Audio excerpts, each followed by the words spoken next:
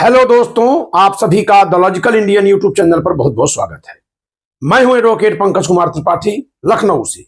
दोस्तों, स्क्रीन पर एक चित्र देख रहे हैं जिसमें नरेंद्र मोदी सरकार के सबसे बड़े सहयोगी घटक दल के नेता चंद्रबाबू नायडू और नीतीश कुमार दिखाई दे रहे हैं। लेकिन इनके संबंधों की अग्नि परीक्षा होने जा रही है दोस्तों।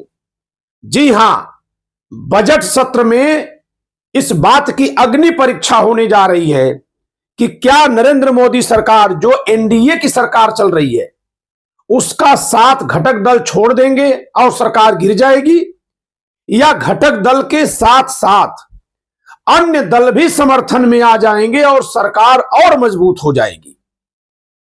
अब आप ये सुनना चाहेंगे कि आखिर क्या ऐसा कारण है, कौन सा ऐसा विषय है जिससे कि बजट सत्र में सरकार के गिरने की संभावना उभरती दिखाई दे रही है।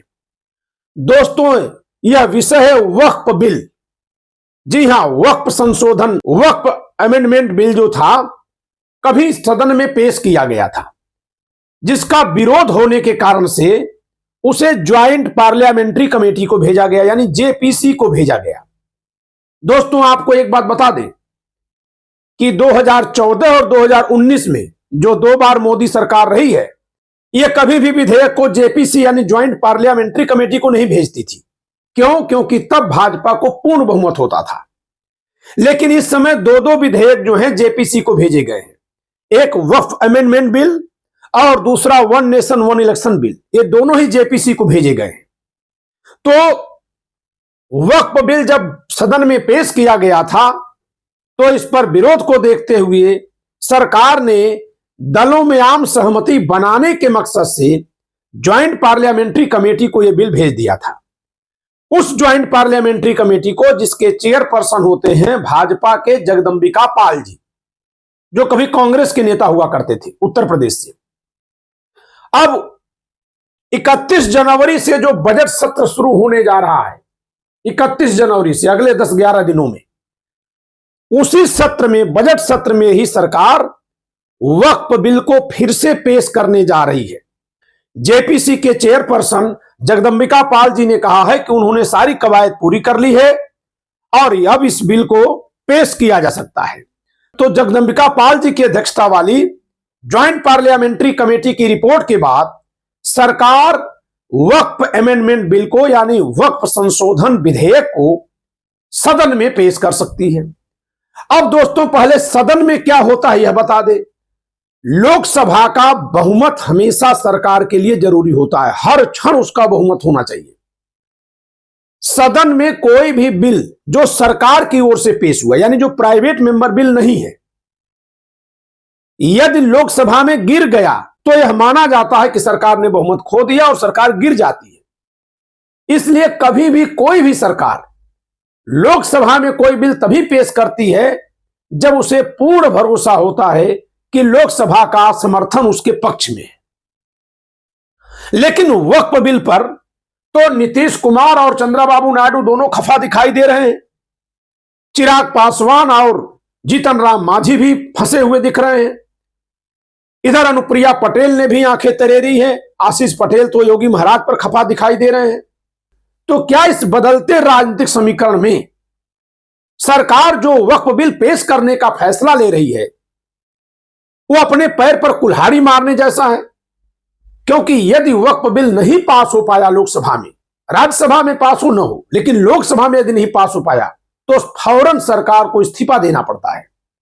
संविधान के अनुच्छेद 75 के अनुसार मंत्रिपरिषद जो है वो लोकसभा के प्रति उत्तरदायी है।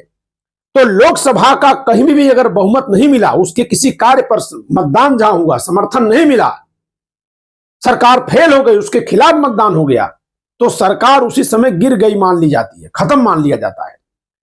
तो ऐसे में वक्फ अमेंडमेंट बिल जो पेश हो रहा है बजट सत्र में, क्या उससे मोदी सरकार की अग्नि परीक्षा नहीं होने जा रही है?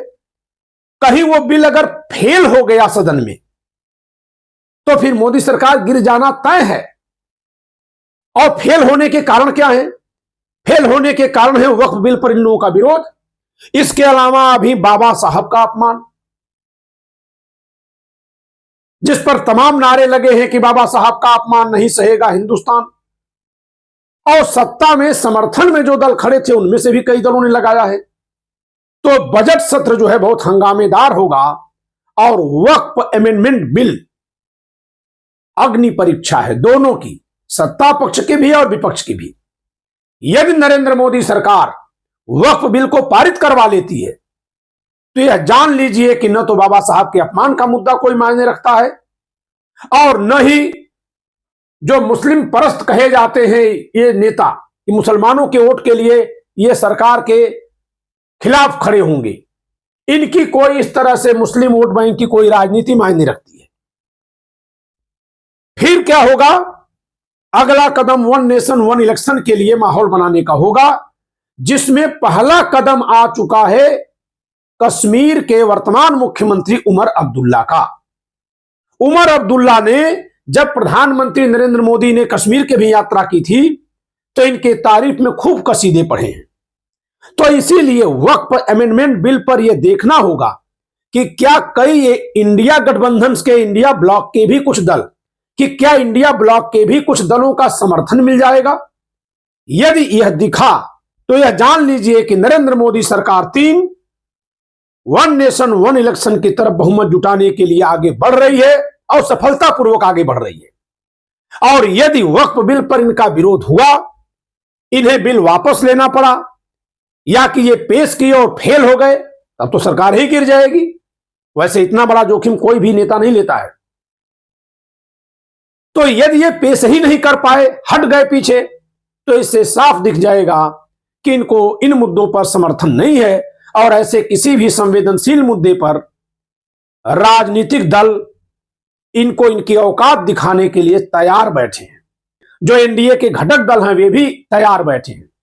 दोस्तों, बजट सत्र में ही उन तमाम कयासों का परीक्षण हो जाएगा कि वे सच थी कि झूठ, जो विगत 2-3 महीनों से मीडिया में छाई हुई हैं। जैसे नीतीश कुमार पीड़ित हैं, जेडीयू हट जाने वाला है, चिराग पासवान पीड़ित हैं, हट जाने वाले हैं, चंद्रबाबू नायडू मुसलमानों के मुद्दे पर साथ में नहीं खड़े होंगे। इसके अलावा तमाम वे राजनीतिक पार्टियां जो बाबा साहब के नाम से जानी जाती हैं, वे अमित शाह के द्वारा दिए गए बयान पर खफा हैं। इन तमाम कयासबाजियों का परीक्षण होगा। मैं नहीं कह रहा हूं कि उनकी हवा निकलेगी, परीक्षण होगा कि वे कयास जो थे वो सच के करीब थे या झूठ निकले। तो इसलिए 31 जनवरी से जो बजट सत्र शुरू हो रहा है उस पर आप जरूर ध्यान दीजिएगा, क्योंकि इस बजट सत्र के न केवल हंगामेदार होने के आसार हैं, बल्कि इसमें सरकार के गिर जाने या फिर सरकार के बहुत मजबूत हो जाने, दोनों के लक्षण, दोनों के कारण, दोनों के संकेत दिखाई दे रहे हैं। यहां से मोदी सरकार या तो पलट जाएगी और या फिर चढ़ जाएगी ऊपर, यह होना तय है। मैंने आपको पहले से ही इस बात से अवगत करा दिया कि कारण क्या हो सकते हैं जिससे कि मोदी सरकार गिर सकती है या और मजबूत हो सकती है, जिससे कि आप 31 जनवरी से जब संसद का सत्र शुरू हो तो उसमें होने वाली गहमा गहमी के पीछे के कारणों को समझ सके। क्योंकि लोकतंत्र में जितना ही जनता समझदार होगी, राजनीति को जितना अच्छे से समझेगी, लोकतंत्र उतना ही मजबूत होता है। दोस्तों, देश के लोकतंत्र को मजबूत बनाने के लिए संविधान को जानना बहुत जरूरी होता है, लेकिन संविधान ऐसी भाषा में लिखा गया है, क्योंकि कानून है वो, जो आम लोगों के लिए समझ से थोड़ी परे होती है, कठिन होती है। मैंने उसी संविधान को थोड़ी सरल व्याख्या करके आपके लिए प्रस्तुत किया है। आप इस पुस्तक के जरिए हमारे देश के संविधान को समझ सकते हैं, क्योंकि इसमें हमने सरल करके लिखा है। आप इस पुस्तक को मंगाने के लिए दिए गए नंबर पर संपर्क कर सकते हैं। वीडियो को लाइक करिएगा, शेयर करिएगा, चैनल सब्सक्राइब न किया सब्सक्राइब करिएगा। जय संविधान।